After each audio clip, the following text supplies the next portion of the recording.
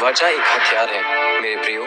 जैसे कि पवित्र बाइबल में डैनियल की किताब उसके 10वें अध्याय की 3री आयत में लिखा है, उन 3 सप्ताहों के पूरे होने तक मैंने ना तो स्वादिष्ट भोजन किया और ना मांस या दाखमधु अपने मुंह में रखा और ना अपनी देह में कुछ तेल लगाया।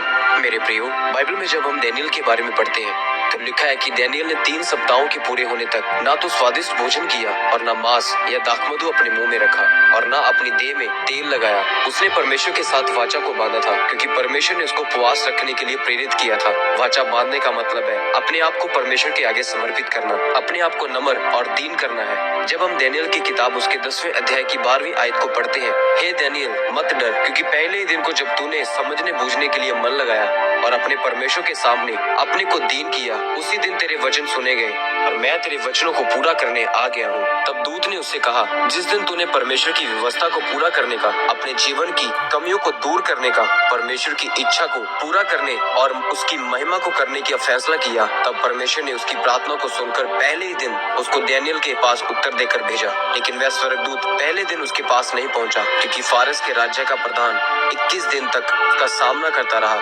फारस के राज्य का प्रधान का मतलब है कि शैतान डैनियल के उत्तर को रोकने के लिए स्वर्गदूत से लड़ता रहा। तब परमेश्वर ने इस चीज को देखकर उसे छुड़ाने के लिए मिकाएल स्वर्गदूत को भेजा। उसकी प्रार्थना का उत्तर उसे मिला, यानी उसने अपनी वाचा को पूरा किया और विश्वास में बना रहा। जब आप हन्ना के बारे में पढ़ते हैं तो हन्ना एक बांझ औरत थी, उसकी कोई संतान नहीं थी, वह रोती और कुड़कुड़ाती रहती थी। लेकिन जब उसने परमेश्वर के साथ वाचा को बांधा कि अगर तू मुझे याद रखे, मेरी सुधि ले और मुझे बेटा दे, तो ये बेटा जो तू मुझे देगा उसे मैं यहोवा को अर्पण कर दूंगी।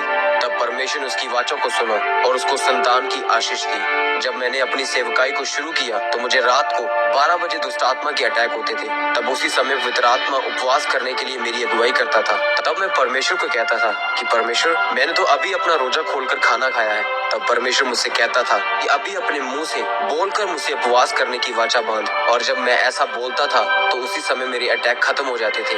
मेरे प्रियो, अगर आप अपनी प्रार्थना के उत्तर को जल्दी आते देखना चाहते हैं, अपनी आशीषों को लेना चाहते हैं, तो आप भी डैनियल और हन्ना की तरह वाचा को बांधे, पवित्रताई में रहने की, प्रार्थना करने की, अपने बीजों को बोने की, उपवास करने की वाचा को बांधे और उसे पूरा करें। तब परमेश्वर भी आपके लिए स्वर्ग से आशीषों के भंडारों को खोलेगा और आपको आशीषित करेगा।